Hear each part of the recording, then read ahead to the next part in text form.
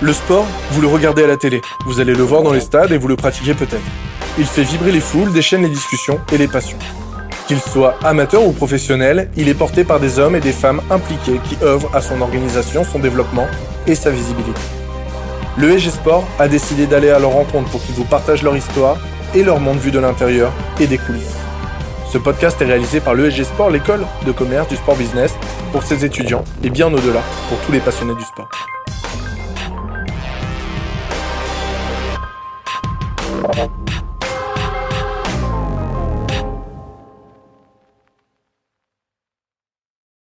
Bonjour Kevin, qu'est-ce que tu fais ici? Écoute, je suis venu voir les étudiants du SG Sport. Bon en tout cas on est ravis de te rencontrer. J'ai la chance de aujourd'hui t'interviewer avec Paul.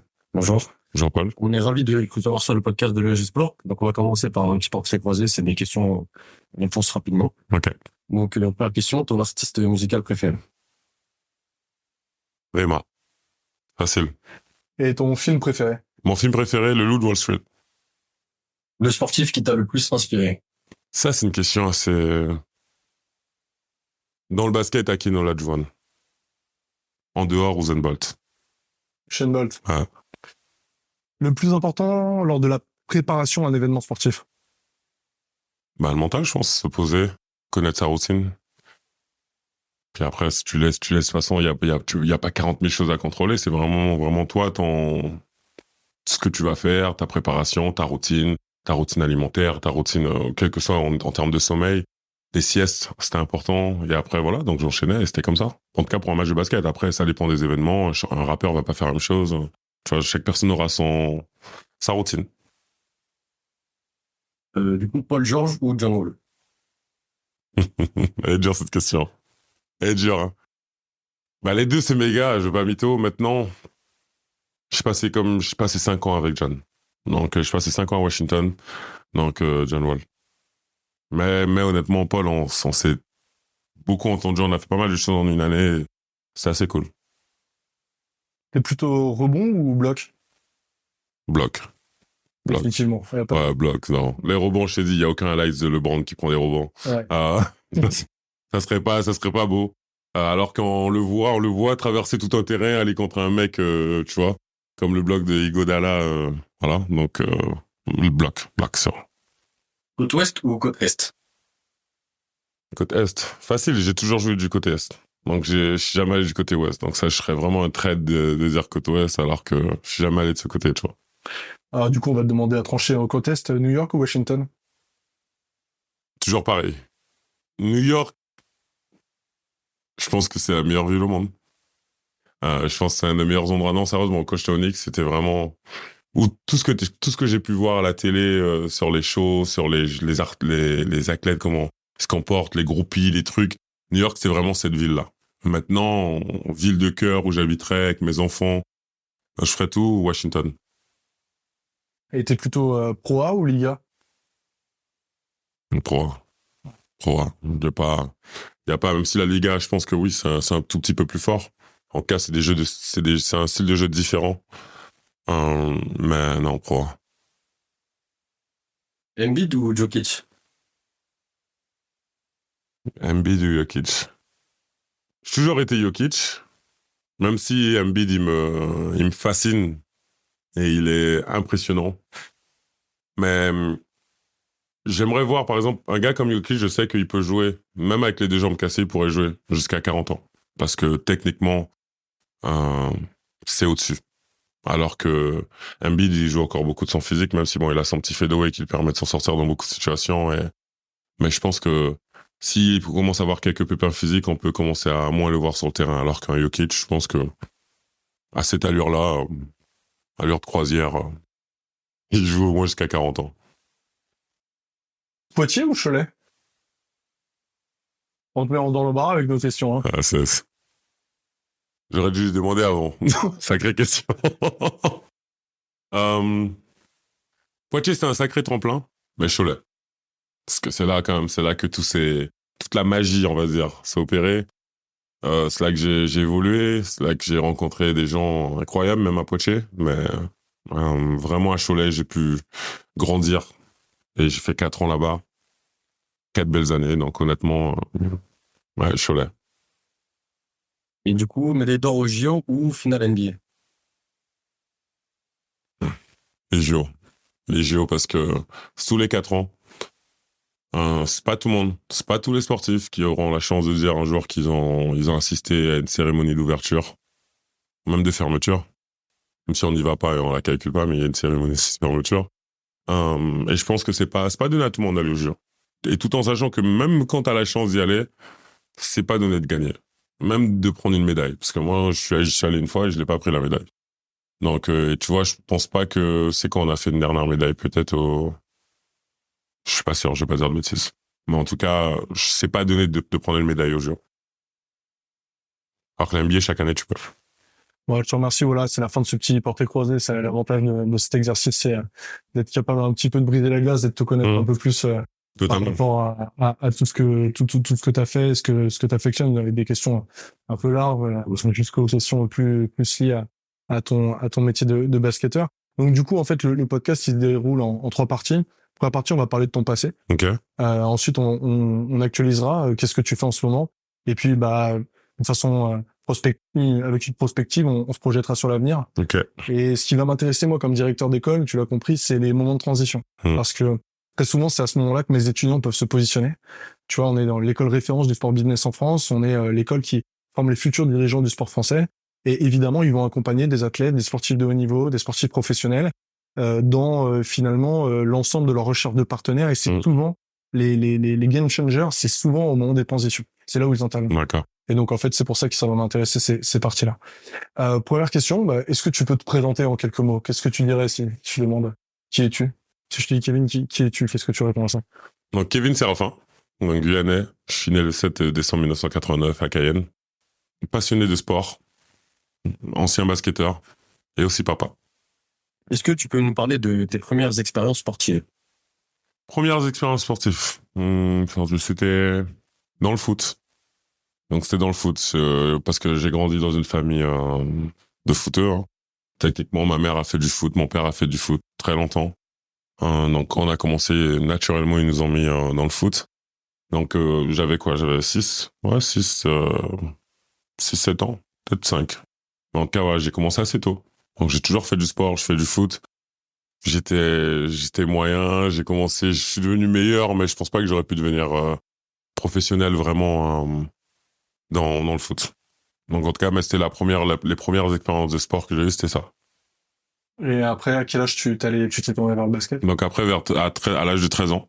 Donc à l'âge de 13 ans, donc 7 ans plus tard, je me suis tourné vers le basket. On m'a proposé, une fois comme ça, je sortais de l'école, on m'a proposé. Donc à la suite de ça, j'en ai parlé à mon père et il m'a dit ok, j'ai la chance d'avoir des parents assez ouverts d'esprit. Donc même quand je lui ai proposé, il a pas forcément cherché à m'en empêcher ou quoi que ce soit. Il m'a dit ben vas-y, ok, essaye. Puis le mardi, je crois qu'il a suivi. C'était le lendemain, je crois, c'est vu le lundi. Je suis allé avec la sélection de Guyane et on a fait premier entraînement. Bon, c'était n'importe quoi. Ouais, j'étais nul, hein.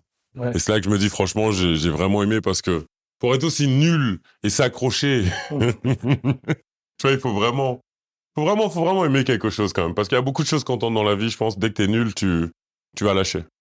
Mais quand t'es passionné de quelque chose, tu vas continuer, tu vas persévérer, tu vas trouver des façons de te développer, d'avancer. Et c'est ce qu'on faisait, tu vois, même quand j'arrivais à Poitiers, tu me parlais de mes premières, mais on n'avait pas de salle de muscu, parce qu'en Poitiers, c'était en N1. Et c'était seulement réservé à la classe d'N1. Bah, nous, ce qu'on faisait, on remplissait nos sacs. On avait nos sacs de voyage, on les remplissait de trucs. On mettait plein de trucs dedans et on faisait comme ça, on faisait du squat, on faisait des trucs avec de la... ça s'appelle comment encore la machine? J'ai oublié.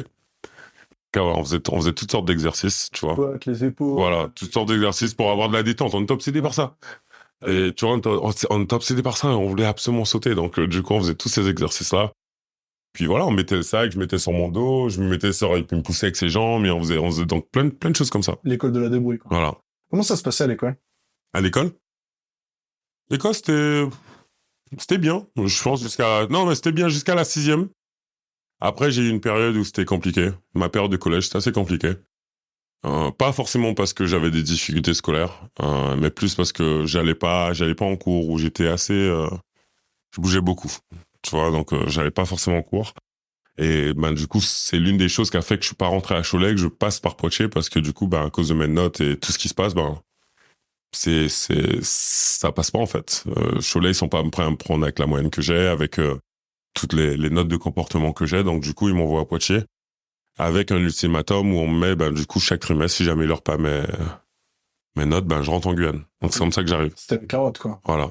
Et du coup, donc quand j'arrive, en même temps, je suis dans une école de pompiers. Donc j'étais JSP. Donc quand j'arrive à Poitiers, ben j'ai 3 challenges qui sont, ben à la fin de l'année, il faut que je passe mon diplôme de pompier. Tu vois, il faut que j'ai mon bac, que j'étais en 3e, pas mon bac, mon brevet. Et j'étais en 3e. Et derrière, il faut que je parte à Cholet. Il faut que je me fasse recruter à Cholet. Et j'ai eu les 3. Donc, mais c'est vrai que l'école, après, j'arrive à Cholet, je prends, bah, du coup, il faut que je choisisse quelque chose. Donc, je choisis un BEP en maintenance industrielle. Je fais 2 ans, je vais au bout de mon BEP, j'ai mon BEP. Mais à ce moment-là, ton objectif, c'est déjà de devenir basketteur professionnel? C'est ton rêve ou c'est un objectif? C'est un objectif. Ouais. J'ai jamais rêvé de devenir basketteur professionnel. Tu vois, même. C'était l'étape d'après. C'est ça. En fait, c'est des étapes que j'ai suivies. On parlait de transition, mais c'est des étapes. Je suis arrivé. Si je te dis honnêtement, je commence le basket à 13 ans et je suis pas forcément focus dessus. Par exemple, je vais pas au match, je fais pas tout ça. Donc du coup, la première année, je fais aucun match. Juste parce que tous les samedis, j'avais école de pompiers. J'avais envie plus de devenir pompier que basketteur. Donc j'allais actuellement au cours de pompier. Donc j'allais pas au match. Ensuite, l'année d'après, j'ai quitté mon club que j'ai pas aimé comment ça se gérait. Donc du coup, je suis resté toute une année sans rien faire où j'allais sur le playground d'à côté, je jouais. Et à un événement où Cholet m'avait déjà vu et ils m'ont réinvité à un camp et je suis venu. Et c'est de là en fait que je suis parti. Donc tu vois, mais c'est vrai que de base, c'était pas forcément quelque chose que j'avais, mais c'est devenu un objectif au fur et à mesure. Et j'ai jamais mis un objectif, j'ai toujours respecté les étapes. Ça veut dire que quand je suis arrivé à Poitiers, on n'avait pas d'équipe professionnelle, donc j'avais pas de professionnel autour de moi. À aucun moment j'ai voulu devenir professionnel. Je voulais juste déjà progresser, être capable de jouer au basket, tour des mecs. Et c'est quand j'arrive à Cholet, en étant autour d'un environnement professionnel, que je me dis, ça serait cool. Mais je me dis toujours pas, parce que je suis assez réaliste avec moi et je sais très bien que pour l'instant, j'ai même pas le niveau Cadet France. donc je travaille. L'été 2007, je travaille, je rentre en Guyane et je me mets à bosser tout l'été pendant 2 mois. Et je suis là, je vais avec ma bouteille d'eau congelée sur le terrain. Et vu qu'il fait super chaud, ça faisait congeler. C'est comme ça que je buvais de l'eau au fur et à mesure, tu vois. Et donc, du coup, je reviens de là et tournoi espoir, je commence à tout défoncer. Donc, tu vois, c'est parti comme ça. Et là, et c'est cette année-là, du coup, en 2007, donc du coup, 2 ans après que je suis arrivé, que je commence à me dire, OK, il y a peut-être des chances que je devienne pro. Et là, je mets tout en place. Et l'année après, 2007, je me rends compte que je veux être pro. 2008, je me rends compte que, OK, il y a peut-être une porte pour la NBA. Ça allait très vite. Et 2010, je pars. Tu nous l'as dit juste avant, tu as commencé le basket à 13 ans. Oui. Donc tu faisais du foot. Qu'est-ce qui t'a poussé justement à faire du basket à cette époque-là, sachant que le foot, c'était un sport phare? Oui, il t'a dit, je crois que c'est son niveau de foot. Bah, non, mais ça, c'est vrai. Ça, c'est vrai. Ça, c'est vrai. C'est vrai, c'est le niveau de foot. Mais après, à ce moment-là, tu vois, pour moi, quand tu fais du foot et que on commence à te diriger vers la défense et le gardien, pas dans les meilleurs. Il y a une dynamique dans le sport. Il y a une dynamique si tu respectes pas, tu rentres pas dans le truc, tu vois. Pour moi, tu devrais commencer goal et après, au fur et à mesure, ah non, il est bon, le petit, on le monte. Bam, bam, tu passes, fini attaquant. Ça, l'histoire est belle. Mais des gars qui commencent à te mettre attaquant parce qu'on te voit t'es grand un peu, on se rend compte que, compliqué, défense, gardien. Qu'au bout d'un moment, j'ai eu ça et puis le basket est arrivé, je pense, au bon moment. Après, l'histoire, encore une fois, je pense qu'il y a des énergies, les choses arrivent. Je peux pas tout expliquer. C'est vrai que c'est arrivé au bon moment parce qu'on m'a jamais proposé avant ça de faire du basket et je regardais toujours à distance. Tu vois, parce que le terrain de basket est juste à côté du terrain de foot. Donc j'ai regardé toujours faire du basket, mais jamais j'allais parce que pour moi, je faisais du foot. Et quand elle m'a proposé, je sais pas pourquoi, j'ai dit oui sur le moment et mon père m'a dit oui. En fait, il y a tout qui s'est aligné parce que mon père me dit non. Peut-être que je vais pas forcer pour aller, je vais pas me mettre en rentrant en guerre avec mon père pour faire du basket, tu vois, à ce moment-là. Ah, c'est marrant quand on parle. Je sens qu'il y a une partie un petit peu d'imprévu et en fait tu t'adaptes et toujours agis dans l'imprévu pour arriver à tes fins. Mais tu donnes quand même des étapes qui sont bien construites et quand tu nous présentes ça, c'est bien organisé dans ton esprit. Tu nous parles beaucoup de dates, tu te souviens des dates. Donc en fait, j'arrive pas à sortir de ma tête le fait que t'avais un plan quand même, non? À partir du moment, pense que le plan, il était pas long, mais c'est vrai que sur chaque année, j'essayais de me fixer des objectifs chaque année. Donc, c'était pas à long terme. Parce que c'est vraiment dur pour un jeune. C'est dur de savoir qu'est-ce que je vais faire ce soir. C'est dur. Il y a plein de choses dont je sais pas ce qui va se passer quand je vais sortir d'ici. Donc, je pense que c'est sur le mieux, c'est toujours de se faire des objectifs sur des courtes périodes. Je pense que c'est mieux pour, même pour le cerveau, c'est plus facile que se dire, ah, vas-y, sur 5 ans, je vais perdre 20 kilos. Ah non. Tu vois, c'est mieux de se dire, peut-être, vas-y, je vais perdre 4 kilos, là, sur les 6 prochains mois. Et au fur et à mesure, tu vas te dire, et si tu additionnes tout, tu fais ça 5 fois, ça arrive à 20. Ouais.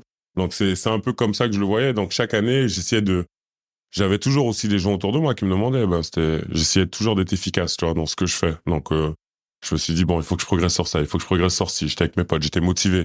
Donc, on faisait, peut-être, parfois, c'était pas bien, mais on le faisait quand même. Voilà. Ça m'intéresse, là, parce que tout à l'heure, tu nous as parlé de ton père. Et là, tu nous parles un peu de tes proches, tes amis. Comment tes proches, ils t'ont accompagné dans ta carrière? Quand tu viens nous voir à l'ESG Sport, tu viens avec des proches à toi également. Ouais. Tu peux nous en parler un petit peu de ton entourage et cette notion d'entourage et qu'est-ce qui a fait que, le rôle de cet entourage dans cette performance que tu as eue? Je pense que c'est l'essentiel de la vie, tu vois. On n'a pas, il y a des choses qu'on choisit pas, comme, j'ai eu la chance de tomber dans une bonne famille. Tout le monde n'a pas cette chance. On choisit pas ses frères et sœurs, on choisit pas sa maman ou son père. Mais je pense qu'on peut choisir son entourage et les gens qui sont autour de nous, que ce soit de notre femme à nos amis proches, en fait. Donc, c'est vraiment quelque chose au début. Je pense que beaucoup d'entre nous, on fait pas attention. Dans le sens où on va avec le flot de la vie, mais on choisit pas nos potes. Parfois, on a des potes parce que le destin de la vie a fait qu'on s'est rencontrés. Voilà, tu vois. Donc, mais c'est pas un pote que t'as techniquement choisi. C'est peut-être pas quelqu'un que si à l'école était loin, tu l'aurais calculé. Tu aurais dit, toi, viens, on est potes. Non, tu vois, les choses se font, tu vois. Et je me dis que c'est pareil pour les relations. Je vois beaucoup de gens être en couple et pas forcément être heureux avec la personne parce que je me dis qu'ils ont pas forcément choisi. Ils ont pris le flow, ils sont allés avec le flow. Mais à la fin, ils se sont jamais posés pour se dire qu'est-ce que moi je veux vraiment? Qu'est-ce que j'ai envie? Et moi, à un moment, oui, je reconnais les valeurs que je veux chez mes amis, chez les gens qui sont autour de moi. Et depuis le début, c'était important. J'ai eu de la chance à Cholet. On s'est rencontrés. J'avais des potes. On s'est tous rencontrés là-bas. Après, entre-temps, j'ai fait d'autres potes. Mais c'est vrai que j'ai une bonne base d'amis parce qu'on était tous basketteurs, donc c'était plus facile. Et du coup, on est tous montés au fur et à mesure. Après, mes potes, le fait d'être tous basketteurs, c'est bien parce que du coup, on était 5 et on se donne des conseils. Les prochaines signatures, on se demande. Après, j'ai mes agences, j'ai des conversations avec mes parents. Mais c'est vrai que je leur demandais toujours leur avis. Qu'est-ce que tu penses? J'ai des potes à moi, ils sont fans d'NBA et ils connaissent mieux les stats que moi. Donc, je leur demandais, tu penses quoi? Si je vais là à New York, c'est comment? Donc, c'est plus comme ça. Et après, en dehors, c'est du soutien moral. Parce qu'en vérité, quand t'arrives dans une situation où, par exemple, tu vas en NBA, il y a un autre d'entre nous qui est allé en NBA, c'est Rodrigue Beaubois. On se retrouve vite à être, par exemple, les deux avec les meilleurs lifestyle, style de vie. Donc, tu vois, et à ce moment-là, tu peux vite, il y a un écart qui se crée entre toi et tes potes. Donc, si soit tu te comportes d'une certaine façon et ça part bizarrement et les gens vont dire, ouais, il a changé, alors que pas forcément, ou soit à un moment, moi, j'ai pris mes potes avec moi et il y en a beaucoup qui m'ont accompagné. Ouais. Donc, on est parti, on a fait les trucs et aujourd'hui, voilà, on est toujours potes et c'est comme ça vraiment qu'après mon entourage, ma mère, mon père, ils m'ont beaucoup plus aidé sur des étapes de ma vie, sur des moments où mon père, il appelait Cholet tous les matins l'année où moi je jouais pas pour essayer de garder une relation avec eux. Et ma mère, après, c'était plus côté financier où elle aidait, celle qui a supporté au début les trucs. Quand je vais en centre de formation à Poitiers, à Cholet, on me paye pas les 2 premières années, on me paye rien, j'ai pas de bourse. Donc du coup, ça mes parents me payaient. Donc c'est ma mère qui a supporté, qui a tout fait. Quitte à faire des frais, à faire des trucs pour supporter le projet. Et puis voilà, aujourd'hui, on en est là. Tu vois, en fait, là, je retiens 2 choses dans ce que tu as dit. Il y a une première partie sur le fait où tu dis, on est quand même assez responsable. Et je pense que la responsabilité, tu vois, c'est un élément clé que j'essaie de partager aux étudiants de l'ESG Sport et que tous les intervenants essaient de porter avec eux. C'est cette aptitude à les faire porter finalement des projets, à être responsable à la fois de la formation et de leur début de carrière. Ouais. Ça, c'est le premier point. Et puis le deuxième point, le fait que tu dises, en fait, j'ai voulu vivre mon rêve et pas le rêve de quelqu'un d'autre. J'ai pas voulu vivre par procuration, finalement. C'est un peu ça que tu nous dis. C'est ça. Et moi, ça me plaît beaucoup, ça, parce que je conseille toujours à mes étudiants d'être congruents avec le projet d'étudiants qui viennent faire, l'étude qu'ils viennent faire qu'ils viennent recevoir à l'école, la formation qu'ils viennent recevoir à l'école. Il faut qu'elle soit alignée à leur projet à eux et pas au projet de papa, au projet de maman, Totalement. Leur grand frère qui a une influence. Totalement. Cette influence, elle est évidemment naturelle, elle est fondamentale dans l'encadrement. Mais nous, ce qu'on attend, c'est que les étudiants, ils viennent se réaliser eux et pas faire vivre la réussite, notamment dans le sport, du projet de papa qu'il a pas fait il y a 20 ans, tu vois. Ouais, je comprends totalement. Parce que c'est avant, c'est quelque chose, tu vois, je voyais Je suis allé aux États-Unis et je voyais plein d'Américains. Ils sortaient, je les rencontrais, et je leur posais des questions. Alors, tu vas faire quoi et tout? Maintenant, t'es sorti de... Ils savaient pas. Et tu vois, ce phénomène-là, je me disais, mais je comprenais pas à l'époque pourquoi c'est comme ça. Et je me rends compte parce que beaucoup d'entre eux, en fait, vivent pas leurs rêves, ils vivent pas ce qu'ils veulent faire, ils suivent ce que leurs parents veulent ou ce que, quel que soit l'entourage autour d'eux Au projet qu'on avait. veut, voilà, qu'il y avait pour eux. Et en fait, beaucoup d'entre eux se retrouvent pas forcément toujours dans ce projet.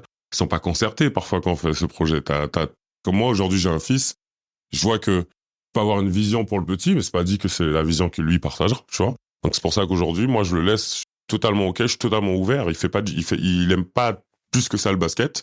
Il préfère le foot. Moi, j'ai dit non, mais C'est attaquant au milieu, défenseur, gardien, mais du coup. pour l'instant, il est grand, il fait les deux, il joue, il court partout. On dirait qu'il est plus grand que tout le monde. À chaque fois, on me demande, Avec le père qu'il a, c'est... tu vois. Donc, mais après, j'essaye de pas l'influencer sur ses choix. Je veux vraiment qu'il aille, solide. voilà, qu'il soit libre. On s'est dit au début, là, il va de 5 à 10, il va essayer plein de sports. Et à 10 ans, je vais commencer à lui mettre la pression pour qu'il prenne une direction dans un sport. Voilà. Tu vois, mais ça sera pas moi qui dirais, ah, il faut que tu ailles dans le basket. Non, il va faire son truc comme il veut et à chaque fois, je vais m'adapter. Ben, comme on parlait, le côté imprévisible, il va faire son truc et moi, je vais m'adapter, je vais l'aider à optimiser sa vision. Du coup, on a fini un petit peu cette présentation, en fait, qui évoque ton passé. Maintenant, on va switcher pour parler un peu à tes actualités. Donc, tu dis que tu es un ancien joueur, mais je sais que tu t'entraînes pourtant beaucoup. C'est quoi tes actualités sportives, là? Ben, j'ai ancien joueur parce qu'il y a une grosse différence. Je suis plus rémunéré pour faire de l'argent, pour jouer au sport. Donc, c'est ça la différence. Donc, oui. Voilà, parce que pour moi, c'était mon métier. Donc, aujourd'hui, j'ai arrêté. Même si c'est vrai que oui, basketteur, je pense qu'on sera toujours dans l'âme. Je suis passionné par ce sport. Ce sport a changé ma vie, a changé la vie de mes proches. Donc, je vais pas cracher dessus. C'est sûr que oui, je serai toujours reconnaissant vers le basket.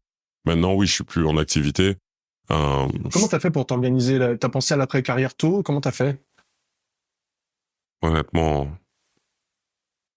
j'avais déjà commencé à y penser avec mes parents, mais j'avais pas encore commencé à mettre tout en place. Parce que même ma blessure, quand elle arrive, je m'y attends pas.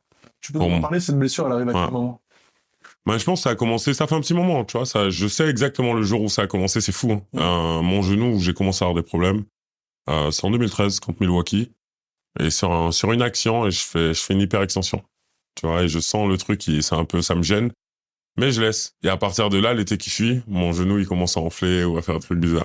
Donc, suite à ça, 2014, je fais ma première opération. Donc, il me rentre des caméras, des trucs, un truc comme ça. Donc, il nettoie à l'intérieur les bouts de cartilage qui flottent. Donc, j'arrive à m'en remettre. 2014, je suis très bonne saison, je suis bien. Et à New York, j'arrive en surpoids et là, ça recommence. Mes problèmes de genoux recommencent. Mais tu sais, je suis en NBA, donc il gère bien. T'as des temps de repos, donc jamais je m'arrête par rapport à ça. Et c'est quand, du coup, je décide de partir à Barcelone. Je joue 3 mois. On nous bourre de Voltaren, de trucs comme ça, d'anti-inflammatoires. Tu vois, à un moment, je me suis embrouillé avec eux parce que je leur dis, en fait, il faut qu'on arrête, en fait. Aujourd'hui, ça règle pas le problème. Ça fait que masquer la douleur. Et moi, je pousse et du coup, j'avais poussé jusqu'à ce que mon genou, il a cédé, tu vois. Donc, le 3 janvier, je crois, à Saint-Sébastien. Mais j'arrive plus à marcher correctement et là, ça dure pendant 10 mois. Et là, ça devient compliqué. Tu vois, les choses deviennent parce que là, t'as beaucoup de temps pour réfléchir pour aux prochaines doses. Donc, c'est vrai qu'à ce moment-là, j'avais déjà commencé à me dire, bon, si jamais ça arrive, qu'est-ce que je fais? Mais bon, t'y crois jamais. Même si tu te le dis. Tu refuses. Tu refuses. Tu dis pas que, tu dis c'est un plan, mais ça reste dans un coin de ta tête, mais ça sera pas une pensée primaire, tu vois. Donc, je me dis, et à partir de là, je rentre à Miami et je commence à m'entraîner et je sens que, en fait, mon genou gauche est en train de faire la même chose que j'ai eu à Barcelone avec le genou droit, où je suis resté 10 mois sur le côté. Tu compensais, c'est ça? Voilà, c'est ça, la compensation. Et je me suis pas trompé, je suis parti voir le mec à Lyon. Et il me dit, on va devoir enlever l'autre ménisque.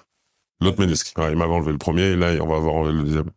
Et il m'a dit, par contre, je suis pas sûr que tu pourras continuer à jouer au basket si t'as plus tes ménisques. Donc, du coup, j'avais pas le choix, de toute façon. Mon genou, de toute façon, il était endommagé.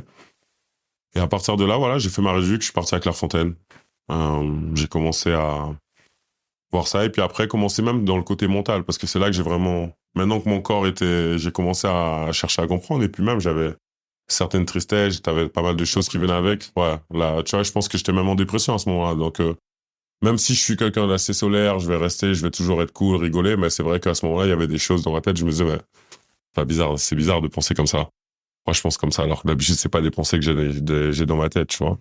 Donc, à partir de là, j'ai commencé, moi, à travailler sur moi, regarder, mieux comprendre. J'avais en même temps un pote psychologue, qui fait du coaching mental, différentes choses. Donc, il y a pas mal de choses qu'il m'a expliqué. Moi, j'ai commencé à chercher et je suis sorti de ça. Et je suis fier parce que je me dis, je suis sorti tout seul, tu vois. Alors que c'est pas tout le monde, t'as besoin d'avoir un psy, suivi, prendre des cachets, des trucs. Non, je trouve que j'ai trouvé la force, de sortir ça et de comprendre. Puis voilà. Ah, merci pour ce partage. C'est vrai que c'est rare que les athlètes se confient comme ça parce que ça, ils ont leur image d'homme invincible à préserver. Et c'est vrai que, bah, par contre, parfois, il y a des périodes de doute aussi dans la carrière d'un athlète et une blessure peut amener des doutes. Donc, totalement. On va qu'on en parle parce que du coup, ma prochaine question, c'est comment t'as fait pour garder le moral dans ces moments difficiles avec les blessures que t'as pu avoir? Après, j'ai de la chance parce qu'il m'en faut peu. Il m'en faut peu pour rigoler, pour être... je suis quelqu'un d'assez cool, naturel, tu vois. Il m'en faut peu. Vraiment, hein, je vais dans mon jardin, il y a juste du gazon, je te jure, je vais trouver un truc et te faire. Je vais m'amuser. Même s'il y a rien. Tu vois, toi, tu dis, mais il y a rien, non? Je dis, t'inquiète pas, on va trouver. Donc, c'est ça, tu vois. Après, t'as plein de choses qui arrivent, t'as plein d'attaches. Tu vois, t'en as des mauvaises, t'en as des bonnes. T'as des attaches qui t'empêchent d'avancer, t'en as qui vont te motiver.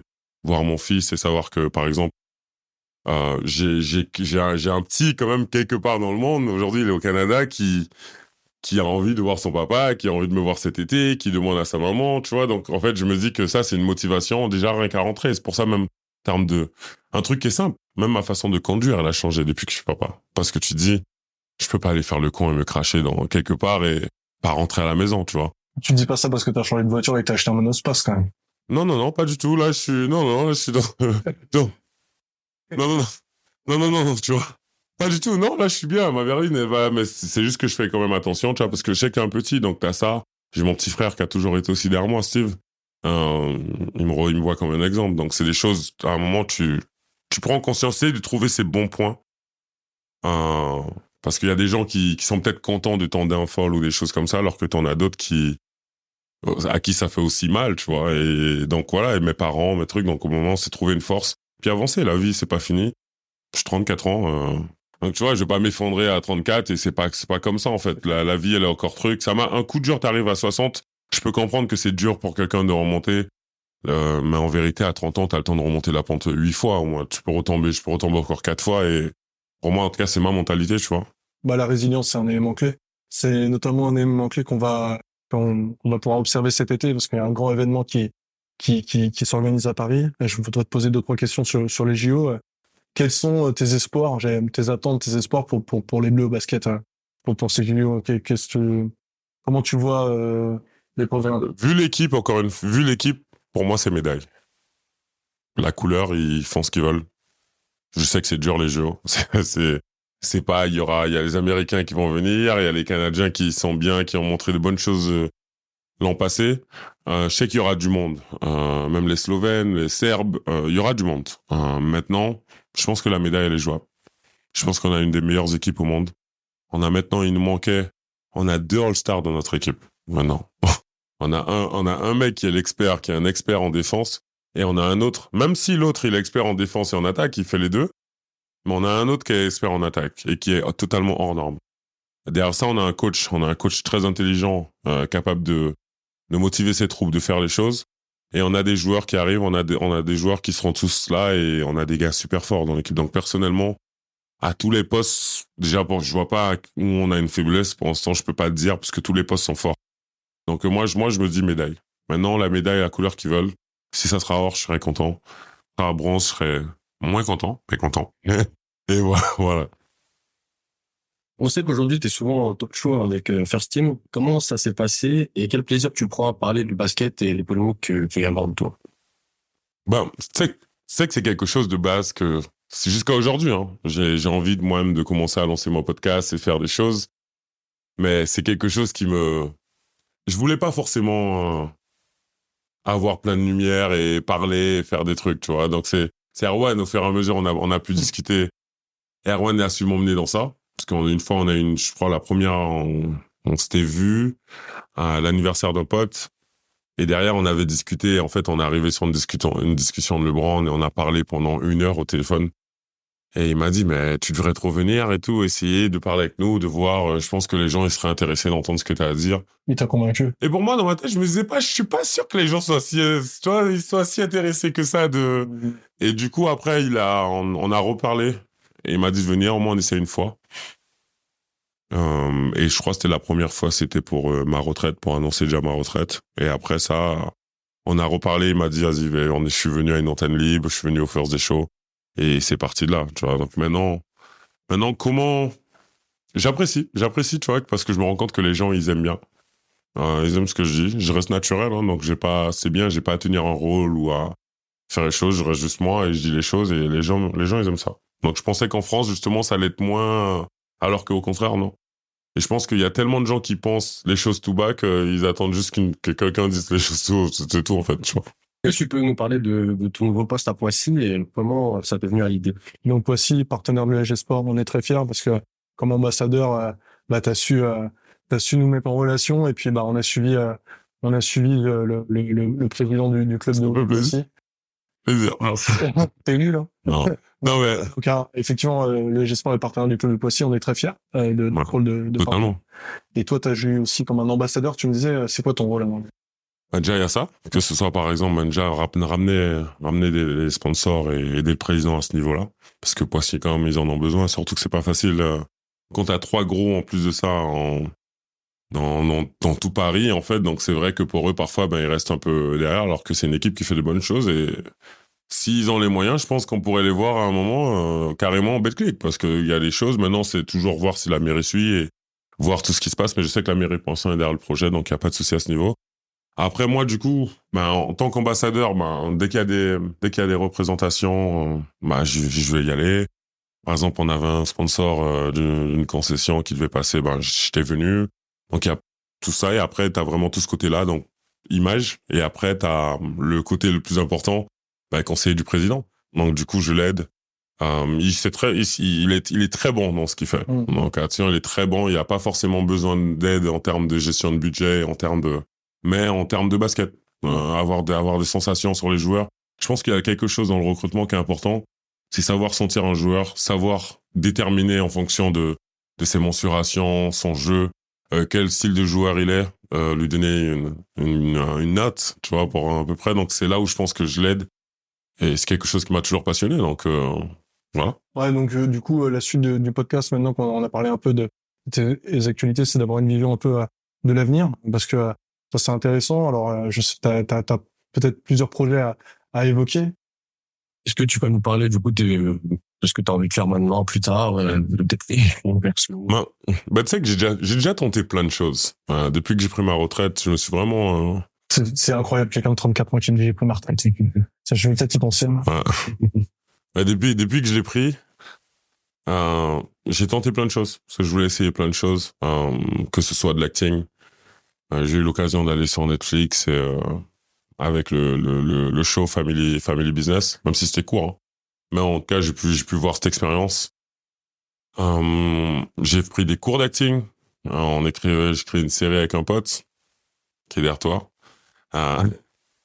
Donc voilà, j'ai pu essayer ça. Je suis allé avec la photographie avec lui. J'ai pu faire différents trucs à ses shootings. Voilà, de l'autre côté. Après, on est parti. Donc je me suis lancé dans le basket pour tenter. J'ai fait la télé, que ce soit on a fait Canal+, on a fait différents trucs. Ça, c'était assez cool. Donc j'essaie de trouver un peu ce que j'aime, en fait. Tu vois, et puis après la restauration avec mes parents, il y a la musique, le label. T'as investi dans un restaurant? Oui, dans 2 restaurants, du coup, ils sont à Bercy 2. Donc si vous voulez venir, mon tableau resto, il y en a des listes. Ça glisse. Donc si vous voulez venir, voilà. C'est dans le centre commercial de Bercy 2. Donc si vous venez, vous voyez cette vidéo, allez, moins 30%. Ma mère va pas aimer, c'est comme ça. Mais vos 70%, c'est mieux que 100% que j'ai pas. Donc voilà. C'est un homme d'affaires redoutable. Donc voilà. Donc en tout cas, donc j'ai fait ça. Donc aujourd'hui, après, je te cache pas qu'au début, j'avais vraiment beaucoup de projets, beaucoup de choses. Entre ce que tu veux faire et ce que tu peux faire, il y a un gap qui est vraiment... Et là, je commence à le comprendre. Tu vois, j'arrive même à Poissy. T'arrives, tu te dis, on peut faire ci, on peut faire ça, et tu te rends compte que non. Le budget est pas si ouvert que ça. Il y a pas... Et même, voilà, il y a la réalité. Et que même quand, après, financièrement, t'as envie de faire quelque chose, maintenant, il faut quand même demander une autorisation. Tu peux pas juste faire tout ce que tu veux. C'est vraiment, les États-Unis, c'est un pays plus comme ça. C'est plus facile de réaliser les choses que t'as envie de faire.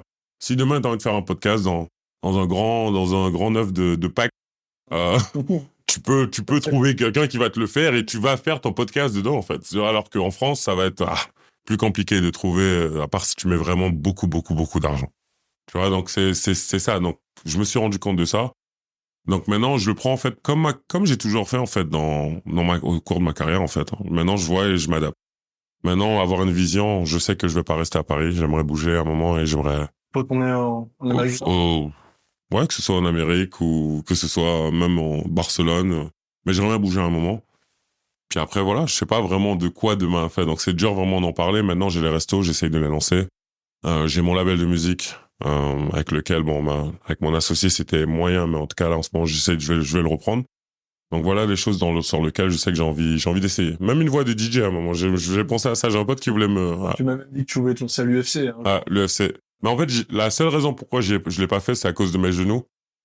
Je me dis, avec des 100 ménisques, c'est ce que c'est pas du suicide, tu vois. Je vais mettre à jouer à genoux, tu vois. Donc, non. Donc, c'est pour ça que j'ai hésité. Mais je vais faire de la boxe, je pense. Ok. Pas chaud pour votre sparring. S'il y a quelqu'un qui est chaud. Non, personne n'est chaud derrière. Carrière. Les gars, je suis déçu. Oui. Oh, je le ferai, moi. Ouais, je le ferai avec plaisir. Si tu te voyais au début de ta carrière, c'est quoi les conseils que tu me donnerais maintenant? J'aurais tellement aimé. Tu vois, cette question est trop importante pour moi. Parce que, en fait, je veux que mes étudiants, ils se projettent plus tard. Et en fait, je veux qu'ils voient derrière, quand il était étudiant, tu vois, dans une dizaine d'années, qu'ils se voient étudiants et qui se construisent, en fait, comme professionnels. Le premier conseil, c'est prendre mon temps. Il y a des choses au moment, il y a trop de moments où j'ai pris des décisions, activement. Voilà, comme ça, tu vois, à chaud, et en fait, prendre mon temps sur pas mal de choses, hein. Il y a, même Washington, je trouve que peut-être que je signe peut-être un peu trop tôt à New York, tu vois. Parce que, au contraire, l'année d'après, tous les mecs se blessent à l'intérieur et j'aurais pu totalement avoir ma place en restant dans mon équipe, tu vois. Donc, c'est des petites choses comme ça, prendre mon temps, c'est la première chose. Après, le management de mon corps. C'est la deuxième chose. Plus tôt, j'aurais commencé que ce soit le froid, l'alimentation, le froid, le sommeil. Même si j'ai assez respecté, mais j'aurais pu être mieux. Ouais, j'aurais pu être mieux. De toute façon, personne n'est parfait. Je trouve que je suis assez discipliné quand même, comme j'avais un coach avec moi, j'avais un chef, j'avais quand même toute une équipe autour de moi. Mais j'aurais pu mieux faire les choses à certains moments. Donc, c'était vraiment ces deux choses-là. Parce qu'après, le reste, j'avais la détermination, l'éthique du travail où j'étais déterminé à bosser, à faire les choses, à avancer. Quitte à rester à 2 heures du mat sur le terrain à shooter, en fait. Donc, j'étais toujours déterminé. Et après ça, en termes de valeur, je pense que j'ai toujours été correct. Donc, je pense que le reste, je l'avais. En termes de corps, athlétiquement parlant, j'avais tout pour le faire. Mais c'est certaines choses. À un moment, j'ai pas eu la chance quand je vois certains pros, de grandir et d'avoir forcément, par exemple, mes parents qui étaient déjà pros et qui te montrent une routine et qui te montrent des choses. Donc, c'est des choses que moi, j'ai dû apprendre à faire. Au moment, c'est des choses qui m'ont fait perdre du temps. Donc, tu dis ton hygiène de vie. Voilà. Et tu dis prendre ton temps, être peut-être mesuré sur les décisions, moins impulsif. Ouais, et prendre ton temps même avant les hygiènes de vie. Ok, merci. C'est la fin de notre podcast. Merci, Paul, de m'avoir accompagné. Merci à vous. Merci, Paul. Avec grand plaisir.